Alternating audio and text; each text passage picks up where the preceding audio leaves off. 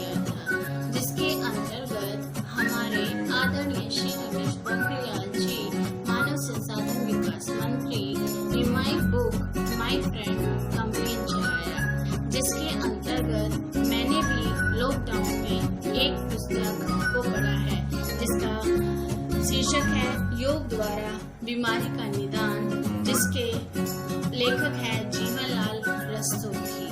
इस पुस्तक को पढ़ने से मुझे योग के द्वारा होने वाले फायदे के बारे में पता चला, जिससे कि मुझे अलग अलग आसन के बारे में भी पूर्ण रूप से जानकारी प्राप्त हुई है। मुझे यही उम्मीद है कि सभी को इस तरीके की पुस्तकों का अध्ययन करना चाहिए।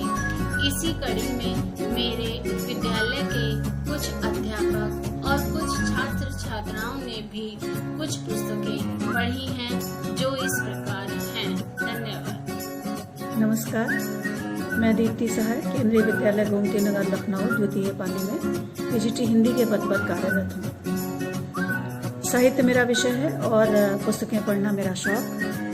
लॉकडाउन के दौरान मैंने कई पुस्तकें पढ़ी, जिनमें रामधारी सिंह दिनकर की लक्ष्मी रथी और मैथिली शरण गुप्त की साकेत और व्यंग्यकार शरद जोशी का यत्र तत्र सर्वत्र, ये 3 मैंने पुस्तकें उस दौरान पढ़ी। और अभी फिलहाल मैं पढ़ रही हूँ शिव खेड़ा की एक पुस्तक जीत आपकी।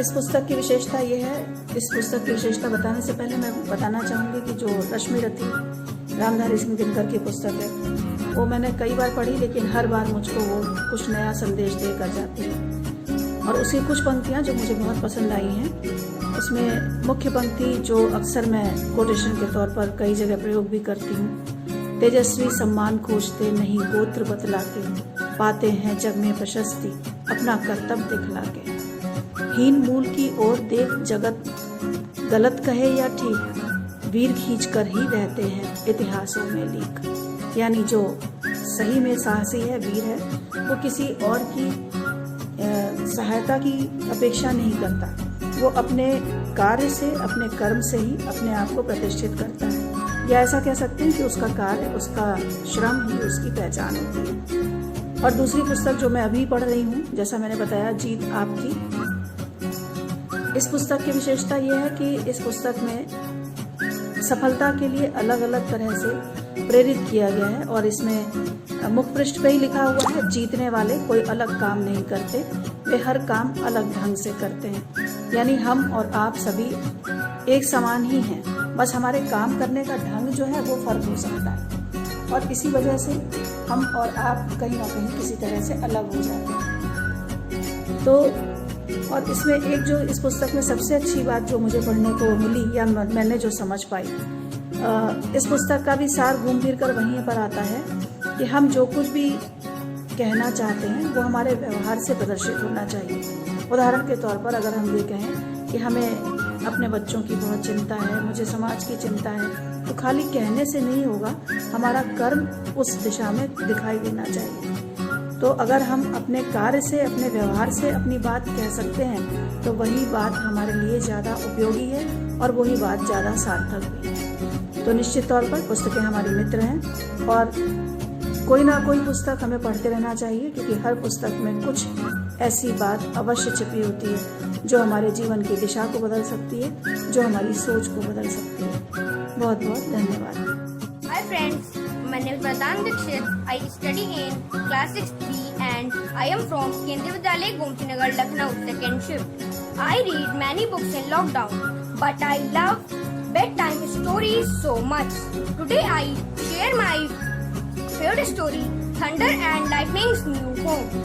Many hundreds of years ago, thunder and lightning lived upon earth. Lightning threw his lights on fields, houses, trees. Thunder shouted at him, but his loud voice shook the trees. And then people go to the king and complain for it. And the people said to the king, "You may send thunder and lightning that area where are no people.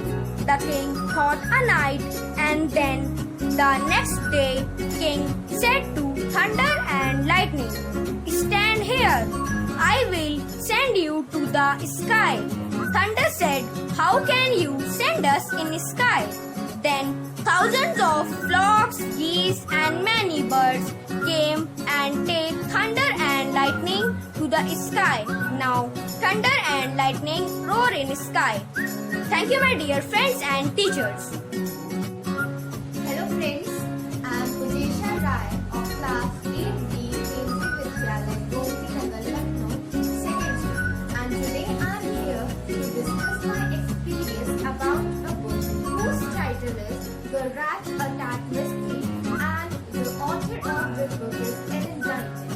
So during this lockdown I am going through this book. As I am going through this book, this book contains of 24 chapters. So this book is about mysteries and those characters who are present in this book. There are 4 children as they gather at a place like a small snow-covered roof house where they gathered for their Christmas party, and one of them disappears from them, and then they started their journey. So as they started their journey, they find many of mysteries and detect things. So now I just want to tell that I really had a great experience reading this book. So I think that books are really my best friends and yours also. So thank you and have a nice day ahead. Good morning, everyone. My name is Aisha Singh. I study in class 7, section 3. My school name is Kendriya Vidyalaya Gomtinagar Lucknow.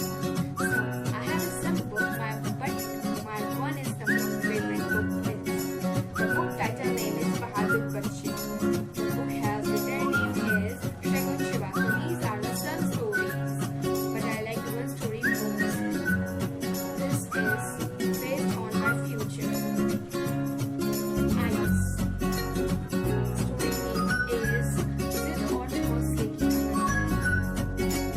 Hello everyone, myself Prithiya Vasti. I am from class 8C Kendriya Vidyalaya Gomtinagar Lucknow 2nd Shift. I am present here to show that I have completed reading 2 books which are out of course from the starting of lockdown.